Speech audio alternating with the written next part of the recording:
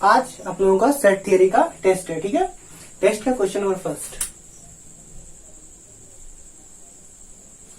अब आप लोग इस सेट का, जैसे एक क्वेश्चन है आपके पास, अब इस क्वेश्चन का आप लोग को आंसर देना है। वैसे क्वेश्चन करने का मतलब है, यदि ए कोई सेट है जो इस तरीके से है और बी कोई सेट है जो इस फॉर्म से है, then which of the following is true.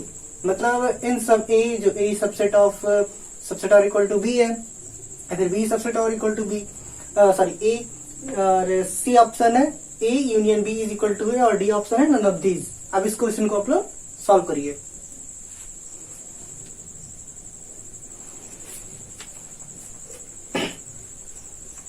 अब यहाँ पे देखिए कह रहा है कि a is equal to 4n, जैसे ये इस तरीके से है, where n is element of capital N। ठीक है, n नेचुरल नंबर है। अब n का नेचुरल नंबर से स्टार्टिंग है, तो n के सबसे पहले n कहां से कहां तक होगा, n जो होगा वो 1 2 3 4 5, मतलब हम इसी तरीके से इंक्लूड करेंगे। ठीक है, अब देखते हैं सेट A में कौन सा एलिमेंट आएगा। यहां पे देख सकते हैं जब हम n के प्लेस पे 1 पुट करेंगे तो 4 टू द पावर 1 मतलब 1 हो गया, और यहाँ पे 3 इंटू 1 और माइनस 1 कितना हो गया, टोटल 0। यहाँ पे 4 और माइनस इतना, इसको इक्वेट कर लेंगे तो यहाँ पे आ जाएगा पहला टर्म 0 आ जाएगा। अब दूसरा टर्म इसी तरीके से n के प्लेस पे 2, मतलब ये 16 हो गया, जैसे 4 का स्क्वायर माइनस 3n माइनस 1। अब n के प्लेस पे कितना, मतलब n के प्लेस में हम लोग को कितना लेना है, 2 लेना है, तो 2 हो गया। अब इसको इक्वेट कीजिए, यहाँ पे 16 हो गया, यहाँ पे माइनस 6 माइनस 1 कितना हो गया, 9। ठीक है, इसका दूसरा एलिमेंट हो गया 9।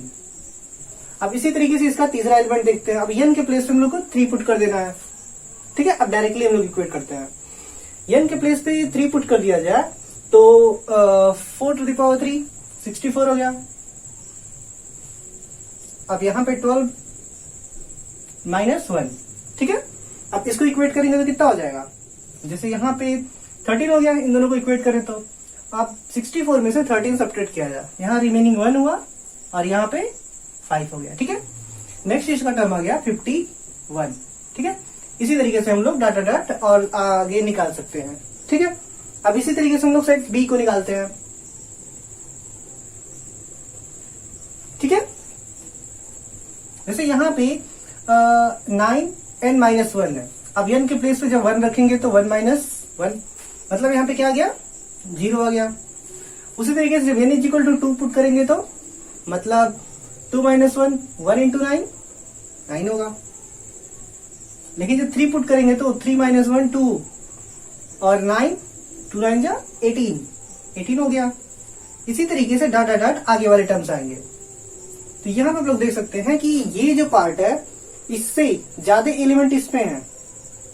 ठीक, तो इसमें से कौन सा वाला करेक्ट है, जो ए वाला पार्ट होगा वो सबसेट और इक्वल टू बी की होगा। ठीक है, मतलब आपको कौन सा आंसर करेक्ट है, ये ए वाला पार्ट। ठीक है, आई होप ये समझ में आ गया होगा। अब आप लोग के पास ये 2 क्वेश्चन है, जैसे if the set has n elements then number of proper subsets, मतलब एक सेट है जिसके पास n एलिमेंट है तो उसके प्रॉपर सबसेट में कितने, मतलब उसके proper subset number of proper subset, मतलब इसमें कितने प्रॉपर सबसेट्स होंगे। ठीक है, इस तरीके से। और अब क्वेश्चन नंबर 3 है, if a is equal to x as that, मतलब x इस तरीके से है कि zeros of the polynomial this, मतलब इस क्वाड्रेटिक इक्वेशन का जीरोस है, तो सेट a को इसमें से कौन सा वाला करेक्ट होगा। ठीक है, ये क्वेश्चन इक्वेट कीजिए।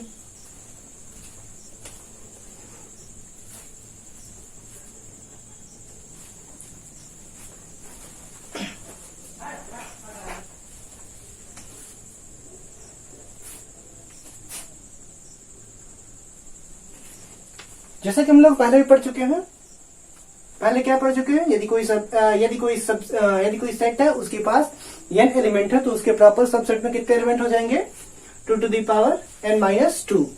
ठीक है, क्यों ऐसा होता है, क्योंकि उसमें जो 5 रहता है उसको भी निकाल देते हैं और होल जो सेट आ जाता है 1 2 3 जो भी होता है उसको भी हम लोग इम्प्रॉपर सबसेट में इंक्लूड करते हैं, मतलब इसको भी नहीं इन्वॉल्व करते हैं उसमें, ठीक है। तो ये वाले पार्ट जो होते हैं वो इम्प्रॉपर सबसेट में चले आते हैं, ठीक। जैसे मान लीजिए कोई set A is equal to इस तरीके से है 1 2, ठीक है। तो इसमें 5 जो इसका सबसेट 5 इसका सबसेट है, ठीक है, लेकिन ये इम्प्रॉपर सबसेट में आता है 5 और ये, ठीक है। और ये वाला पार्ट क्वेश्चन है कि कह रहा है कि इसका जीरोज होगा। अब इसको डायरेक्टली इक्वेट कर देते हैं। जैसे इसका मान लीजिए देखा जाए तो x square sorry minus 5x plus 6 is equal to 0, ठीक है। अब इसको थोड़ा सा इक्वेट करते हैं। तो x square minus 3x minus 2x plus 6 is equal to 0। यहां से x माइनस 3, यहां से माइनस 2 कॉमन लीजिए तो x माइनस 3, मतलब हम लोग को क्या मिल गया, x इज इक्वल टू यहाँ पे x माइनस 3 मिला और यहाँ पे x minus 2 is equal to 0 मिला। यहां से हम कह सकते हैं x इज इक्वल टू 3 होगा और x इज इक्वल टू 2 होगा। तो जो भी यहाँ पे आपको दिख रहा हो इस तरीके से, मतलब ये वाला ऑप्शन आपका करेक्ट है, ठीक है। आगे बढ़ते हैं।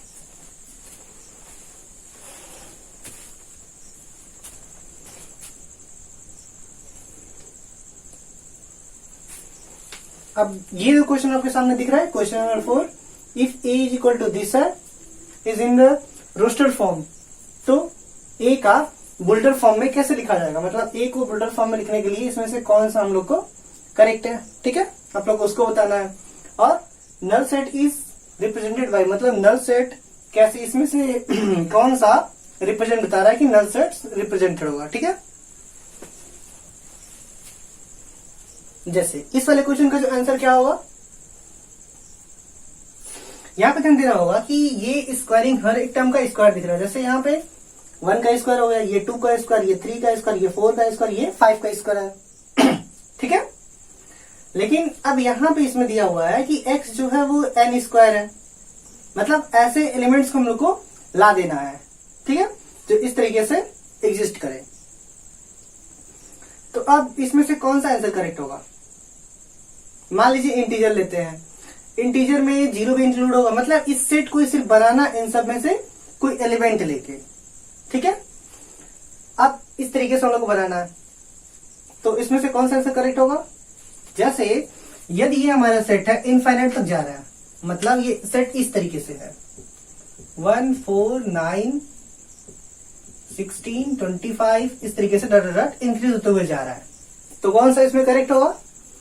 ये तो सेट जनरल सेट है कि मतलब 1 2 3 4 5, यहाँ पे हो गया 1, यहाँ पे हो गया 2, यहाँ पे हो गया 3। अब इन सबको स्क्वायर करते चले जाए, यहाँ पे हो गया 4 का स्क्वायर, यहाँ पे हो गया 5 का स्क्वायर। यदि इस तरीके से करते चले जाए तो हमको दिख रहा है कि कोई इंटीजर है जिसका हम लोग स्क्वायरिंग करते हुए जा रहे हैं, ठीक है। तो इस तरीके से हम लोग फाइंड कर सकते हैं। जैसे यहाँ पे कौन सा ये वाला जो पार्ट होगा वो क्या हो जाएगा, करेक्ट हो जाएगा, ठीक है, ये वाला पार्ट करेक्ट हो जाएगा। और फिर एक और कंडीशन हम लोग को मिल रहा है कि x such that x is element of n square. यहाँ पे नेचुरल नंबर, अब नेचुरल नंबर का स्टार्टिंग कहाँ से होता है, 1 से होता है, तो 1 को यूज करेंगे, 1 का स्क्वायर, 2 का स्क्वायर, 3 का स्क्वायर, मतलब ये वाला भी ऑप्शन जो है वो करेक्ट है, ठीक है। और ये दोनों ऑप्शन ऑब्वियसली रॉन्ग है, ठीक। मान लीजिए इसी तरीके से ये वाला हम लोग को देखना है, तो नल सेट को कैसे रिप्रेजेंट करते हैं। अब बताया गया था नल सेट को हम लोग इस तरीके से रिप्रेजेंट करते हैं, या फिर ये सेट बना के, या फिर ऐसे 5 बना के, ठीक है। मतलब इसमें से कौन सा ऑप्शन करेक्ट होगा, ये वाला ऑप्शन करेक्ट होगा, ना ही ये वाला ये वाला ये वाला ये वाला नहीं करेक्ट होगा, ऑप्शन नंबर सी करेक्ट होगा, ठीक है। आगे बढ़ते हैं। अब हम लोग के पास ये वाला क्वेश्चन है, मतलब एक ग्रुप है उसमें 70 पर्सन है, ठीक है, 70 लोग हैं, ठीक है। अब जिसमें से 37 लोग कॉफी पसंद करते हैं, 52 लोग टी मतलब चाय पसंद करते हैं, और each person like at least 1, मतलब इसमें से जितने भी 70 लोग हैं उसमें हर कोई लोग कोई ना कोई एक ड्रिंक जरूर पसंद करता है, ठीक है। तो हम लोग को ये बताना है how many like coffee but not T, कितने लोग ऐसे हैं जो सिर्फ कॉफी पसंद करते हैं, वो चाय पसंद नहीं करते हैं, ठीक है। दूसरा क्वेश्चन है if A is equal to this, उसके पावर सेट में कितने एलिमेंट होंगे। ठीक है,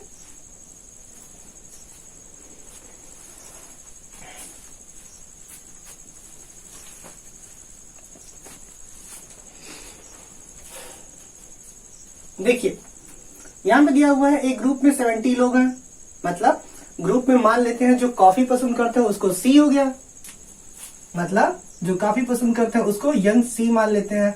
अब कॉफी कितने लोग पसंद करते हैं, 37 लोग। ठीक है, एंड 52 लोग क्या पसंद करते हैं, चाय पसंद करते हैं, मतलब यन ऑफ टी, मतलब चाय, ये कितना हो गया, 52 हो गया। ठीक है, ये क्लियर हो गया। अब नेक्स्ट देखते हैं, मतलब इसमें से टोटल में से जितने लोग हैं वो सारे लोग कुछ ना कुछ जरूर पसंद करते हैं। अब टोटल कितने हो गए, 70 लोग हो गए। मतलब कहने का मतलब है कि यन ऑफ कॉफी और चाय को मिला दिया जाए तो टोटल कितने लोग हो जाएंगे, 70 लोग हो जाएंगे। अब हम लोग पुराना फार्मूला पढ़े हैं, यूनियन इंटरसेक्शन में क्या रिलेशन होता है। ठीक है, वो निकाल लेते हैं, या फिर इसका निकालने का एक सबसे बेस्ट तरीका वेन डायग्राम वाला मेथड है। ऐसे ही समझिए वेन डायग्राम मेथड को।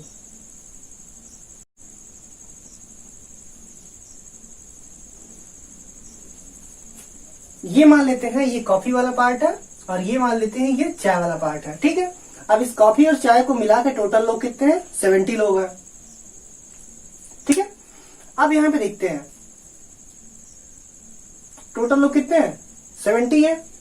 ठीक है, अब 37 जो लोग हैं वो कॉफी पसंद करते हैं, मतलब 37 लोग कॉफी के अंदर कितने लोग आएंगे टोटल, इसके टोटल अंदर जो सी है उसमें टोटल 37 लोग को आना चाहिए, और जो उसमें चाय है मतलब टी है उसमें कितने लोगों को आना चाहिए, 52 लोगों को आना चाहिए। ठीक है, अब हम लोग अपना पुराना वाला फार्मूला यूज कर लेते हैं क्योंकि इंटरसेक्शन वाला पार्ट हम लोग को निकालना है। जैसे n coffee intersection T is equal to n of coffee minus n plus n of T minus n coffee union T. ठीक है, ऐसे वैल्यू पुट कर देते हैं। कॉफी कितने लोग पसंद करते हैं, 37 प्लस टी कितने लोग पसंद करते हैं, 52 माइनस, और टोटल कितने लोग हैं, 70। ठीक, अब इसको इक्वेट करते हैं, यहां पे कितना हो गया, 89 माइनस 70। ठीक है, ये क्लियर हो रहा है। ठीक, अब कितने लोग टोटल बचे, मतलब इसको थोड़ा सा इक्वेट करें तो यहां पे आ जाएगा 19 लोग, मतलब कॉफी और चाय दोनों पसंद करने वाले हो कितने हैं, 19, मतलब ये वाला पार्ट इंटरसेक्शन को दिखाता है, 19 हो गया। अब टोटल कॉफी कितने लोग पसंद करते थे, 37, अब यहां तो 19 फिलअप है तो यहां कितना फिलअप होगा, 37 माइनस 19, तो 37 माइनस 19 कितना हो जाएगा,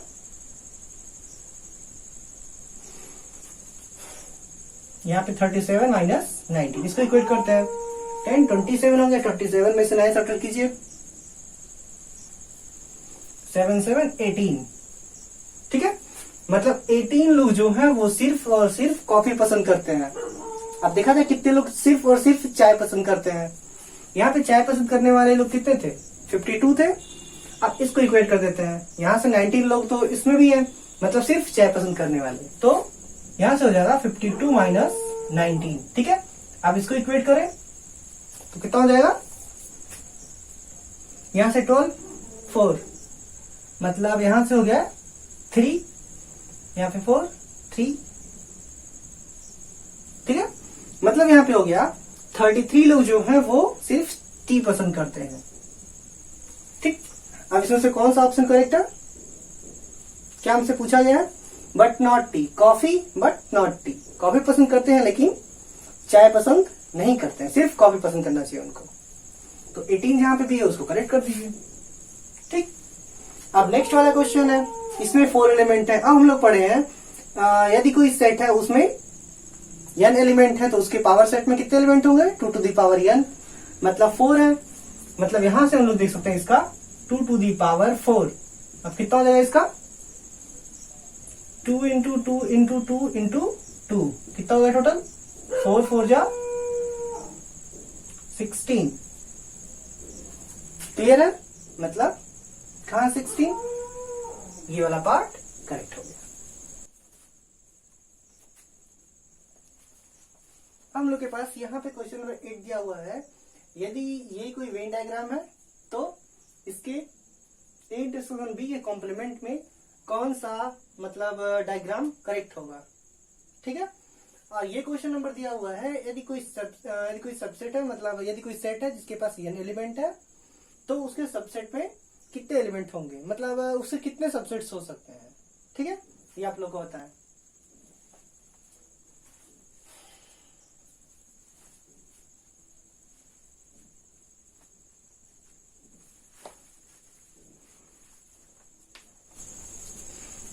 देखिए यहां पे इस सीट में जो A इंटरसेक्शन B, ठीक है, मतलब कोई भी यदि वेन डायग्राम होता है, मान लेते हैं ये कोई वेन डायग्राम है, तो इसमें ये वाला जो पोर्शन होता है वो A इंटरसेक्शन B को दिखाता है। ठीक है, अब इसका कॉम्प्लीमेंट हमको देना है, मतलब कॉम्प्लीमेंट मतलब इसके अलावा जितना भी इसमें टोटल रिमेन हुआ वो सारे एलिमेंट्स आ जाते हैं। ठीक है, मतलब इस वाले पोर्शन को सिर्फ लीव करके। अब देखिए ऐसा कहीं पे दिख रहा है, सिर्फ यही वाला पोर्शन ऐसा है जो सिर्फ इसमें ये चीज लीव किया गया है। ठीक है, इसलिए ये वाला जो ऑप्शन होगा वो करेक्ट हो जाएगा। ठीक है, नेक्स्ट क्वेश्चन है the number of subsets of finite set. हम लोग पहले पढ़ चुके हैं प्रॉपर इम्प्रॉपर के लिए, यानी वो इम्प्रॉपर सबको इंक्लूडेड है। सिंस ये सबसेट ओनली पूछा हुआ है तो कितने सबसेट होंगे 2 to the power n subset होंगे।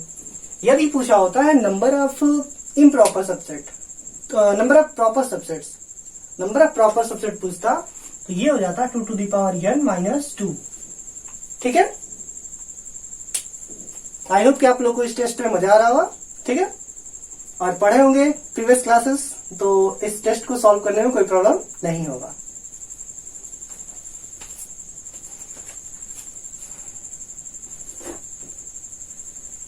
आप लोग के पास ये क्वेश्चन है, ये क्वेश्चन जैसे यहाँ पे A इक्वल टू दिया हुआ है ABC, और B इक्वल टू ये दिया हुआ है, C इक्वल टू ये दिया हुआ है, तो आप लोग को बताना है कि A - B cross B intersection C is equal to. ठीक है, क्रॉस प्रोडक्ट का थोड़ा सा क्वेश्चन है, कार्टेशियन प्रोडक्ट है, इसलिए थोड़ा सा ध्यान से लगाइए। ठीक, और यहाँ पे ये वाला क्वेश्चन है, यदि कोई दो सेट्स है A और B, then the value of A intersection, मतलब मतलब इसमें से कौन सा करेक्ट होगा।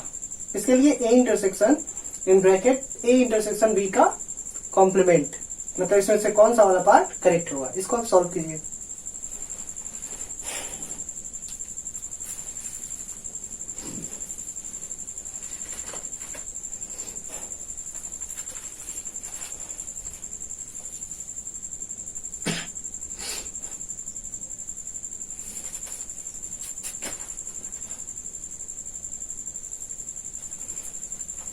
अब इसका आंसर देखिए, जैसे यहाँ पे सबसे पहले कह रहा है A - B, देख लेते हैं A ये है B ये है, तो A - B का मतलब क्या हो गया, A के ऐसे टर्म A - B, जैसे यहाँ पे मान लीजिए सॉल्व करते हैं तो A - B इक्वल टू क्या हो गया, A का ऐसा एलिमेंट जो B से बिल्कुल भी बिलोंग ना करता हो, मतलब B में ना हो, तो कौन सा एलिमेंट आ जाएगा, A आ जाएगा यहाँ पे।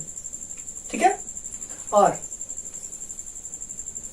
क्या है ये चीज, C है, हम लोग को B इंटरसेक्शन से निकालना है, मतलब B और C में जो कॉमन एलिमेंट्स हैं, तो B और C में कौन कौन से कॉमन एलिमेंट है, यहाँ पे भी C है, यहाँ पे भी C है, यहाँ पे D है, यहाँ पे D है, तो C और D दो कॉमन एलिमेंट मिल गए। मतलब हम लोग को ये करना है B इंटरसेक्शन C हम लोग को मिल गया C और D।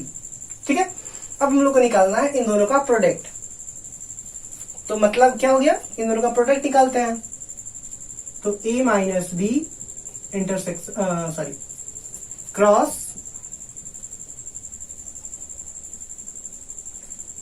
B intersection C।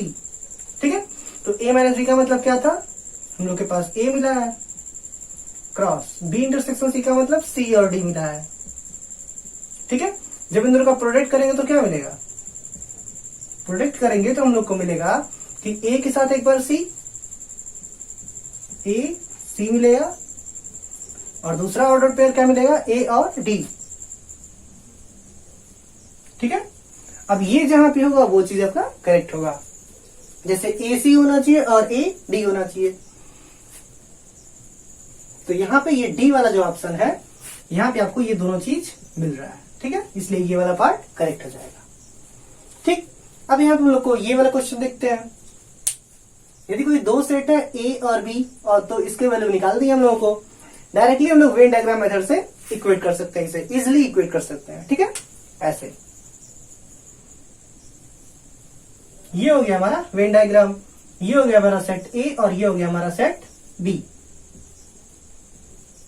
ठीक है, अब यहां पे ए इंटरसेक्शन, सबसे पहले यहां पे बी का कॉम्प्लीमेंट दिया है, तो बी का कॉम्प्लीमेंट मतलब जैसे यदि ये कोई सेट हो, ये ए और ये बी हो,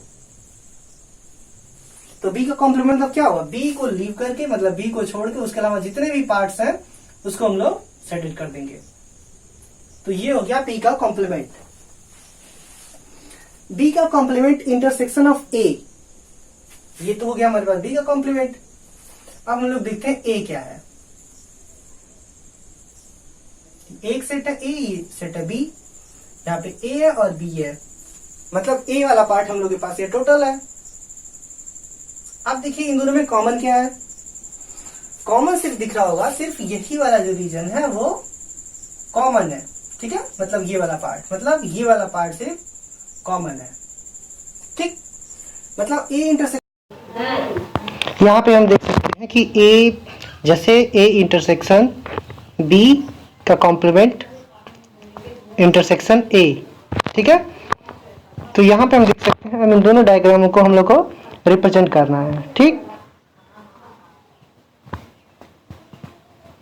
जैसे यहां से ए और ये वाला पार्ट ए को दिखा रहा है और ये बी का कॉम्प्लीमेंट को दिखा रहा है। ठीक है, अब यहाँ पे ये जो है ये शेडेड रीजन इन दोनों का कॉमन पार्ट है। ठीक है, जैसे देख लीजिए इंटरसेक्शन वाला पार्ट ये रिप्रेजेंट कर रहा है, जैसे इस डायग्राम में हम लोग एक एरिया शेडेड कर रहे हैं वही है ए माइनस बी को रिप्रेजेंट कर रहा है। हम लोग के क्वेश्चन के अकॉर्डिंग जैसे हम लोगों ने पढ़ा था। ठीक है,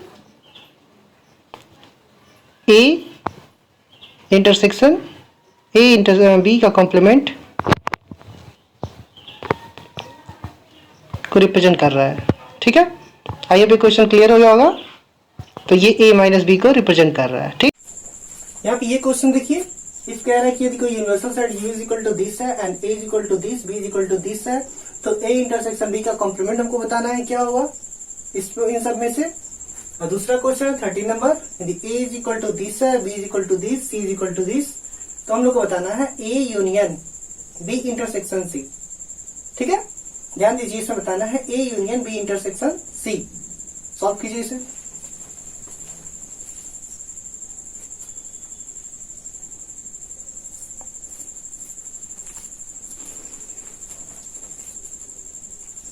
यहाँ पे देखिए इस क्वेश्चन का जो सॉल्व होगा वो इस तरीके से होगा, जैसे यहाँ पे है हम लोग को पूछा गया ए इंटरसेक्शन बी, मतलब ए और बी का इंटरसेक्शन, मतलब हम लोग के पास ए इंटरसेक्शन बी हम लोग को क्या मिल रहा है, ए और बी में क्या चीज कॉमन है, ओनली 6 कॉमन है। ठीक है, अब ए इंटरसेक्शन बी का कॉम्प्लीमेंट मतलब ए और बी का, मतलब ए इंटरसेक्शन बी तो सी आया, 6 आया। अब 6 का कॉम्प्लीमेंट मतलब उसके यूनिवर्सल सेट में से यदि हम 6 को निकाल दें तो जो भी बचा वो इसका कॉम्प्लीमेंट में आएगा, मतलब ए इंटरसेक्शन बी का कॉम्प्लीमेंट हम लोग पढ़े हैं u minus A intersection B. तो u क्या है हम लोग के पास 1 2 3 4 5 6। ठीक है, अब माइनस ए इंटरसेक्शन बी क्या मिला हम लोग को, 6 मिला हुआ है, 6 ले लेते हैं। अब इसमें से इस को 6 को सिर्फ हटा देना है, तो क्या बचा 1 2 3 4 5। ठीक है, तो ये आपका करेक्ट आंसर हो जाएगा ये वाला। ठीक है, अब यहां से हम लोग आगे बढ़ते हैं, जैसे यहां पे हम लोग को क्या पास क्या मिल गया था, A union B intersection C, मतलब बी इंटरसेक्शन सी में ये वाला पार्ट हो जाता। अब ए यूनियन मतलब ए वाले पार्ट को और बी इंटरसेक्शन सी को इंक्लूड कर देना है, मतलब इन दोनों को इंक्लूड करके जितना ही बचा वही रह गया, मतलब ऑप्शन वाला ए वाला पार्ट जो करेक्ट हो गया। ठीक है, आगे बढ़ते हैं। अब हमारे पास ये क्वेश्चन है, लास्ट क्वेश्चन, लास्ट दोबारा क्वेश्चन है। यदि कह रहा है कि एन ए मतलब कोई सेट है ए जिसमें एन एलिमेंट है और कोई सेट है बी जिसमें एम एलिमेंट है, तो उसके क्रॉस प्रोडक्ट में कितने एलिमेंट होंगे। ठीक है, ये क्वेश्चन बताना है। और यदि A cross B intersection C is equal to कितना होता है, ये आपको बताना है यहाँ पे। ठीक है, सॉल्व कीजिए।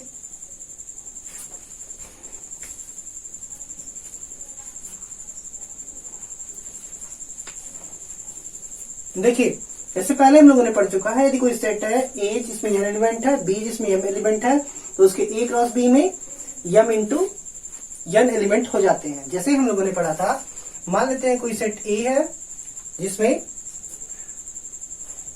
ए बी है, ठीक है, और कोई सेट बी है जिसमें 1 2 3 4 है। ठीक है, अब इसका क्रॉस प्रोडक्ट करना है, मान लेते हैं 3 तक है, इसका क्रॉस प्रोडक्ट करना है। ठीक है, तो ए क्रॉस बी हम लोग को फाइंड करना है। क्या हो जाएगा, पहला हो जाएगा ए का 1 A1, दूसरा हो जाएगा ए का 2 के साथ A2, तीसरा हो जाएगा ए का 3 के साथ A3, चौथा हो जाएगा बी का 1 के साथ B1, पांचवा हो जाएगा बी का 2 के साथ B2, और छठा हो जाएगा बी का 3 के साथ B3। अब टोटल काउंट लीजिए कितने एलिमेंट्स हैं, 1 2 3 4 5 6।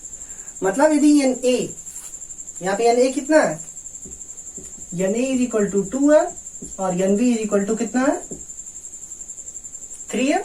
Total number of n B के एलिमेंट, बी के एलिमेंट 1 2 3 3 एलिमेंट्स है। उसकी क्रॉस प्रोडक्ट में n of A cross B में टोटल 6 एलिमेंट है। इसका टोटल कहने का मतलब है n of A cross B का मतलब हो गया n A cross N B. ठीक है, आई थिंक ये भी क्लियर होगा। अब आगे देखते हैं इसका वाला पार्ट है। ये एक प्रॉपर्टी होता है कि यदि ए क्रॉस, ये हमको निकालना है ए क्रॉस बी इंटरसेक्शन सी, इसका प्रॉपर्टी का रूल ये है कि ए का बी के साथ हो जाता है A cross B intersection A cross C. ठीक है, मतलब कौन सा पार्ट, ये ए वाला का पार्ट करेक्ट हो जाएगा। ठीक है, यहां तक हम लोगों ने इस टोटल चैप्टर को अंडरस्टैंड कर लिया और इसका टेस्ट के तरीके से इस टोटल चैप्टर को समझ भी लिया। ठीक है, अंडरस्टैंड कर लिया, समझ लिया, एक ही होता है, बट इस टोटल चैप्टर को हम लोगों ने कंप्लीट कर लिया आज। ठीक है, आई होप कि ये टोटल चैप्टर, टोटल जितना पढ़ा गया वो सब आपको सब समझ में आया होगा। यदि आप नए हैं तो इस चैनल को सब्सक्राइब कर दें। Thank you.